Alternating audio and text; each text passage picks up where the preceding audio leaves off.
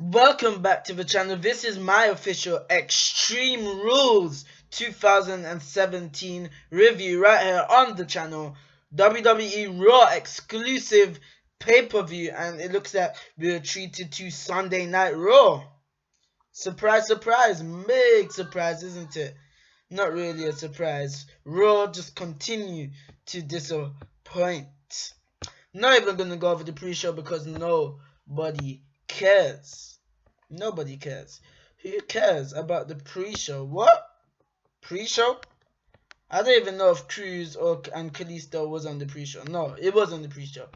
So the first match we had to open Extreme Rules was the Intercontinental Championship match between The Miz and Dean Ambrose. And we all know the stipulation, okay? We knew the stipulation. If Dean Ambrose was disqualified, the title would immediately be given to The Miz. And what I'm saying here, that's absolutely ridiculous, because isn't this pay-per-view called Extreme Rules?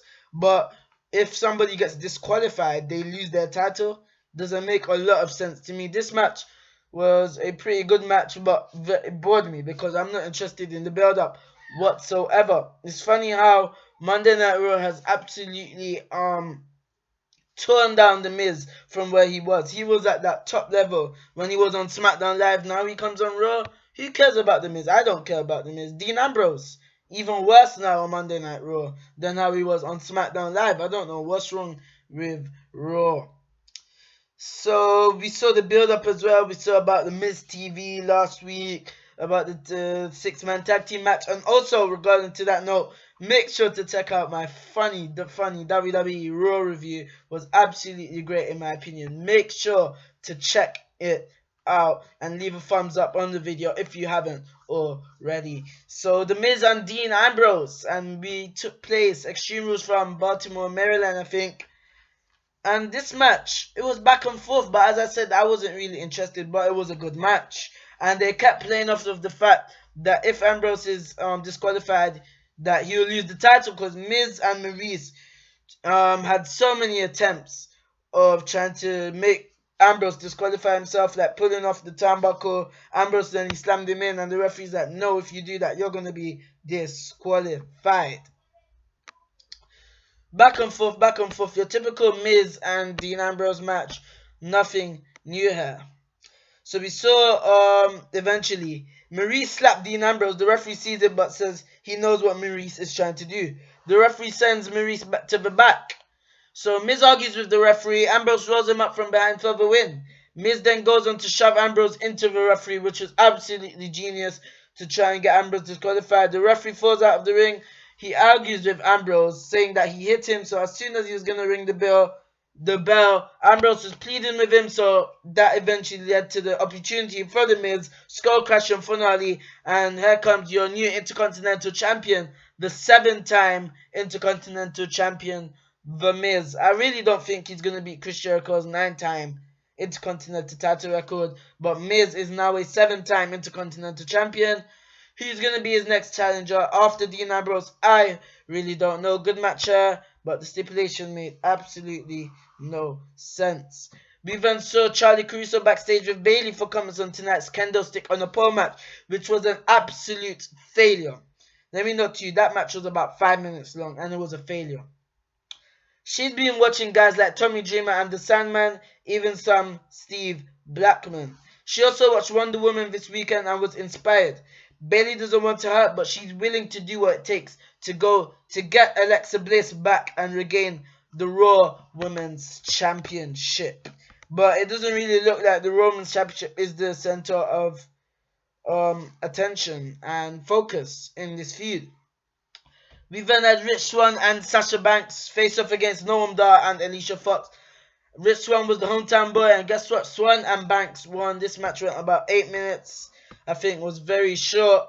I was like, wow, Rich Swann, you're lucky. AJ Styles couldn't win in his hometown last week at SmackDown Live against Dolph Ziggler, but Swann got to get the victory. Wow, Sasha Banks, from where she was last year, former 3-time Raw Women's Champion, and now she's been degraded to the 205 Live division, the Cruiserweight division. Very, very rare to me. Swann hit a beautiful Phoenix splash for the victory. We then had Elias Sampson. We're back from the break, and Jojo introduces the drifter Elias Sampson, and Elias Sampson is there with his guitar. He's in the ring with a spotlight and his guitar. He introduces himself and has one question. Who wants to work with Elias?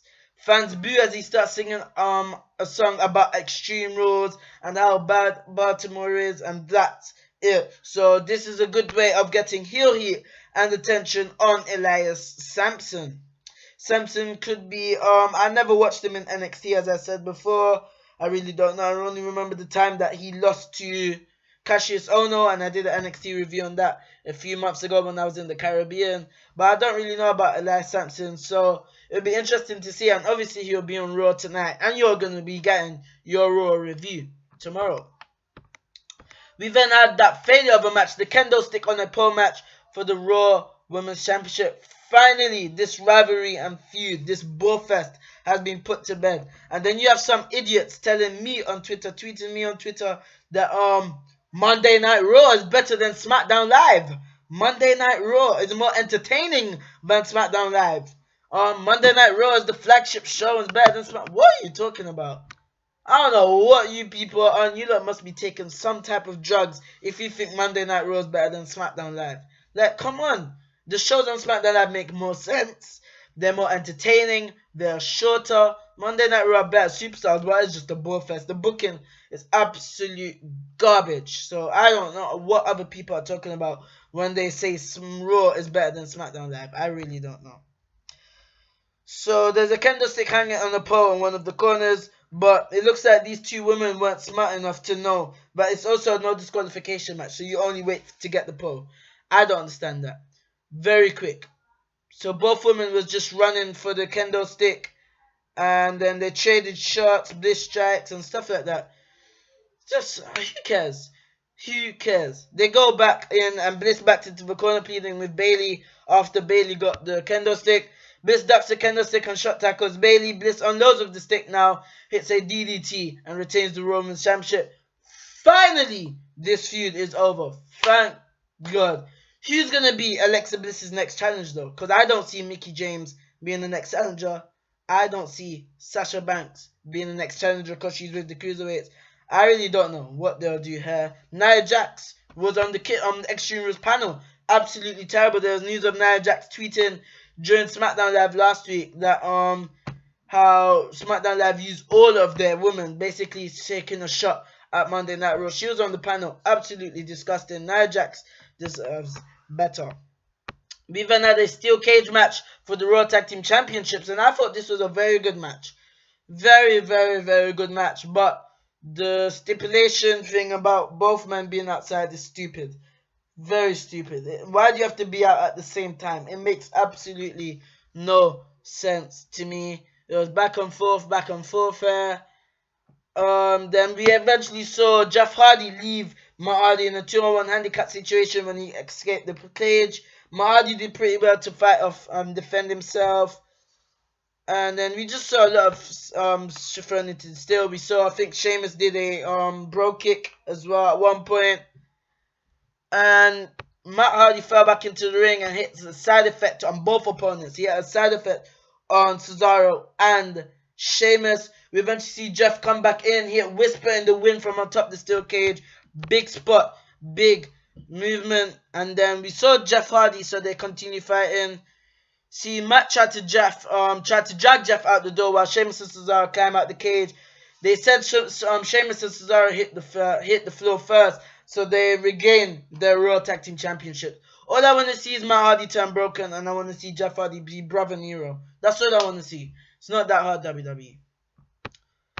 We even had the submission match for the Cruiserweight Championship, and I thought this was an excellent matchup again.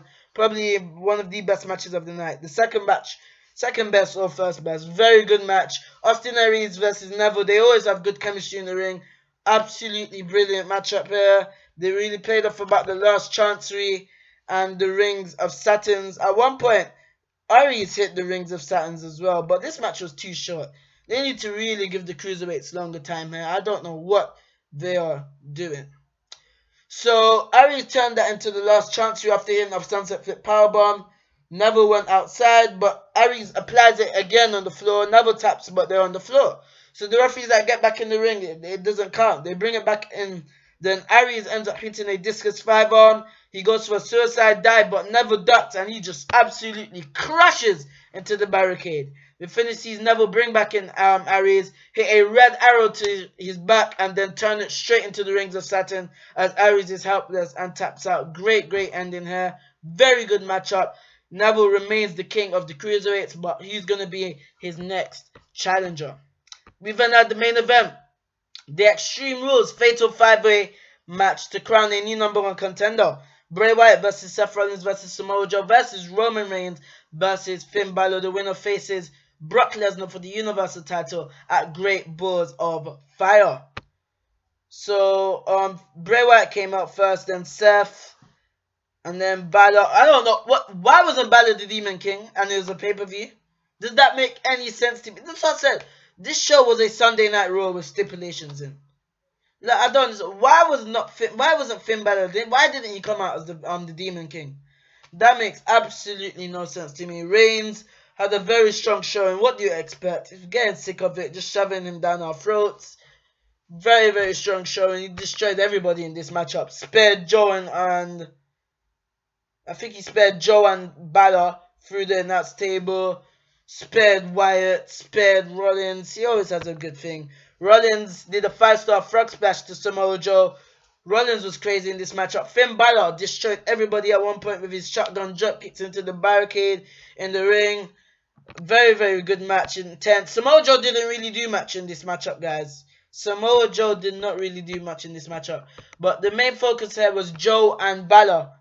Joe and Wyatt teaming up, but then they eventually started fighting each other because they want to win.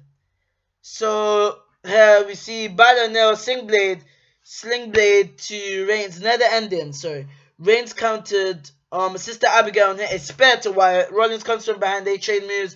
Rollins nails a buckle bomb, but Reigns comes right back with a Superman punch. Balor charges at Reigns, but Reigns nails a Superman punch instead. Balor nails a sling blade to Reigns, kicks him into the corner. Balor goes to the top and nails a coup de grace on Reigns, but Joe breaks the pin with a coquina clutch on Finn Balor, and Finn Balor passes out. So the main thing here, Finn Balor did not tap out, he passed out. Samoa Joe is the new #1 contender to the Universal Championship.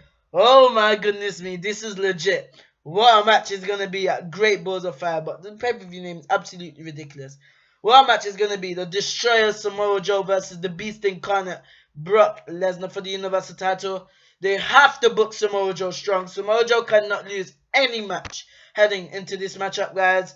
Really interested in how they're going to book Samoa Joe heading into his encounter with Brock Lesnar. This is my Extreme Rules review, and this was basically an episode of Sunday Night Raw. Thank you for watching, guys. I love you all. If you haven't already, make sure to smash that subscribe button and also click the bell. Follow me on Instagram if you've got Instagram, and if you've got Twitter, follow me on Twitter. The links are in the description below. If you want to become a patron and donate monthly for lots of special rewards, click the link, become a patron. Does not matter how much you donate. Thank you for watching this video. I love you all, and I will see you in the next video for the Monday Night Raw review.